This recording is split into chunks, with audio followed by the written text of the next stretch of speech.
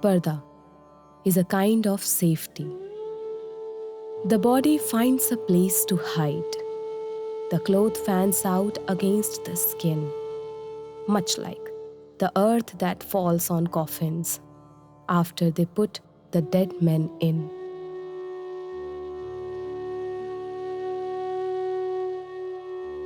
One day, they said, she was old enough to learn some shame. She found it came quite naturally.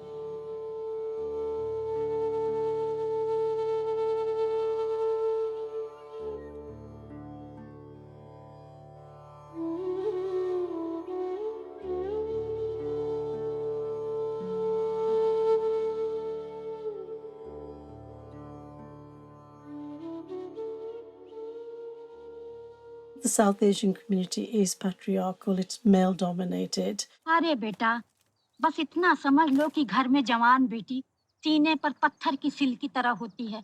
बसंती का ब्याह हो जाए तो चैन की सांस लूं। There are sections within it which are more liberal and critical of the male domination and of patriarchy itself, which is primarily women within South Asian communities.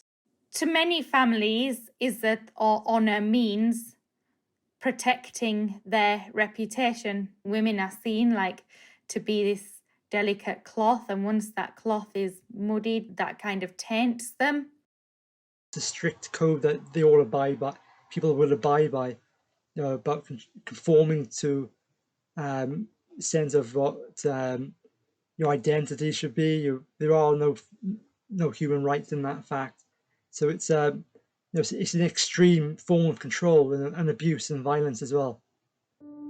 People she has known stand up, sit down, as they have always done. But they make different angles in the light. Their eyes aslant, a little sly. Growing up, I was always told that because I am blind and a woman, I couldn't have high aspirations or be independent. Everything in my life was under constant control and monitoring, from what time I went to bed, the books that I read. In our society, the woman is the receptacle of the family's honor. It is her behavior that on which the family's reputation rides. So how she dresses, how she behaves, all of that is carefully monitored because we have double standards. Men can get away with all sorts of, youthful pranks, it will be known as, they will be forgiven. But it's the woman on whom everything rides. They're supposed to conform to gender stereotypes or gender roles. And if they're seen to be kind of questioning those gender roles or questioning power relations or questioning the fact that they're being abused and challenging it, then they can be accused of bringing shame and dishonor onto their families. Shafilea Ahmad grew throughout her teenage years. She started to become impacted by violence by her family, and her mother and her father were both perpetrators in that fact. She was stopped from going to school, held back, subjected to physical violence, but emotional violence as well. Her family were starting to arrange a forced marriage. They started to control her, economically. They stole money from her as well, from her bank account. And she was taken to Pakistan, where they were going to abandon her there. Would we kill our own daughter? And would you? Never. Shafilea took bleach because she was so depressed that she, wanted to harm herself or kill herself. And that's another problem in South Asian communities. South Asian women, particularly young women, are 3 times more likely to kill themselves than the women in the general population. And in my own experience, I found that's often driven by things like domestic violence or forced marriage, and this kind of pressure at a young age to conform, to get married, to not have the freedom to go out and see their friends, or even go into education or work, that they may want to do, the pressure not to wear Western clothes and so forth. Those are the pressures that are driving young girls to suicide and self-harm, and also in some cases to honor killings. They smothered her to death.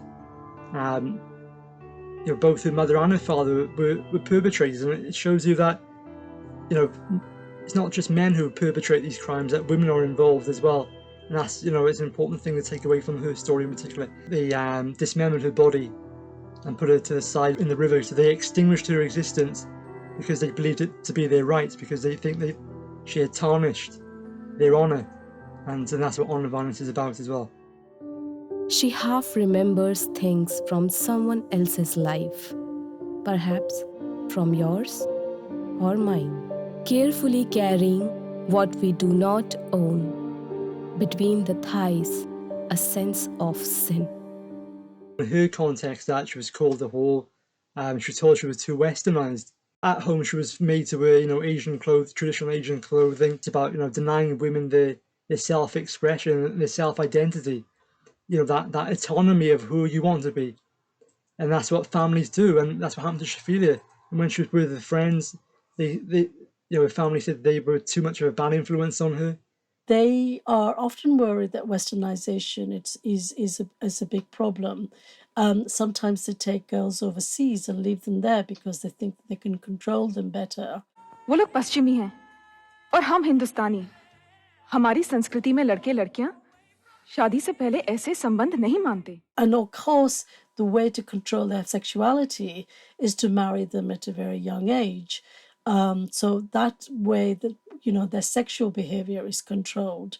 And often that could be a forced marriage or a child marriage, but also young women are generally forced into marriage, often disguised as arranged marriages, because they want to control female sexuality and make sure they get a husband at an early stage. She stands outside herself, sometimes in all four corners of a room. Wherever she goes, she's always inching past herself, as if she were a clot of earth, and the roots as well, scratching for a hold between the first and second rib. Kiranjit Ahluwalia was a South Asian woman who killed her husband after 10 years of domestic violence from him. On the last day before she set fire to him, she was ironing, and he took the iron from her hand and he brought it right up to her face and to her eye, and he was about to touch her cheek because he said, I'm going to make sure that nobody ever looks at you again. I'm going to stamp your face with a hot iron. Kiranjit was convicted of murder. And at trial, they really just didn't discuss the history of domestic violence that she had experienced. Southall Black Sisters took up her case after her conviction and life imprisonment. We got a new legal team to help us and worked on a new legal case. And we also started a campaign to free her. Our campaign demands was that she should be freed immediately. We argued that she had acted in self-defense because, her husband had been abusive and she felt she had no option. What we successfully argued for the first time, and this is why it was a landmark legal decision, it wasn't that the law was changed, but that the way in which the law was interpreted was opened up for women who had faced a cumulative history of violence. So the judge in that case said that the gap of time between the iron incident and 5, 6, 8 hours later when she set fire to him was a boiling over period, not a cooling down period. That it could be construed as provocation. Having said that, in the end, he actually did not discharge her on provocation, but it was on diminished responsibility. There's a cultural pressure, which is that you make your marriage work, right? Your family is pressurizing you. You have no escape. What will you do as a single woman? There will be a stigma attached to it.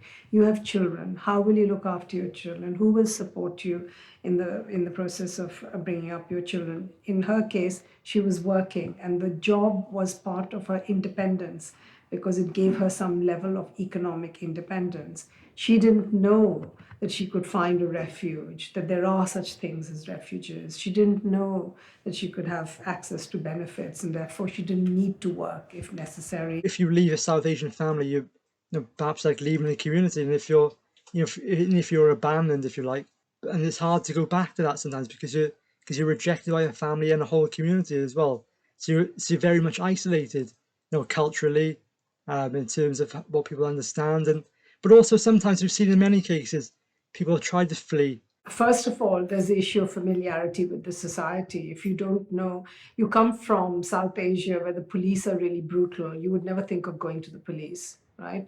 Then there's the issue of immigration status. That's a huge issue which affects women from different countries because their right to remain in this country depends on their husbands. But when I left for the third time and I moved into student accommodation, I felt liberated. I always compare it to being on holiday, to choose what time I went to bed, the books that I read, who I spoke to, the fact that I could choose these things that so many people take for granted. It was just that feeling, nothing compares to it. And even now, I don't take my freedom for granted. On Sunday, you wear sari. Your auntie Rifa sent you from Pakistan. Can't I wear my trouser suit instead, Dad? You no bastard hear what I say? You fucking deaf! No bloody look at your mom, missus! So I think that there is an issue around lack of awareness, but you can't use that excuse all the time. And there has to be other reasons why women get turned away. And that would be things like cultural sensitivity or religious sensitivity or just racism, that they don't care, that they don't want to handle problems from these communities who they might see as, as backwards, as those that, that don't, that either are self-policing or their stereotype is having, agencies which are left to govern themselves. I think in terms of disabled women, either organisations have an awareness of honour-based violence and not disability, or specifically on disability and not honour-based abuse. And I think that needs to kind of come together, and there needs to be an awareness of both. Of course, there's awareness that violence happens, and then people will say that they are totally opposed to it. There should be no violence. They would, but in reality, they'll often try and reconcile, couples who are in that situation. They'll often blame the woman for, not keeping a good home or whatever it is, for provoking her husband into violence. तुम अपनी पूरी जिंदगी एक ऐसे आदमी के साथ गुजार दोगी जिसे तुम जानती नहीं हो, कभी मिली नहीं हो, जो तुम्हारे लिए बिल्कुल अजनबी है. It's a global issue. It happens everywhere around the world. So it's a thing which is fundamentally about control of a person. It's part of the honor-based system, but it's fundamentally about controlling an individual's autonomy.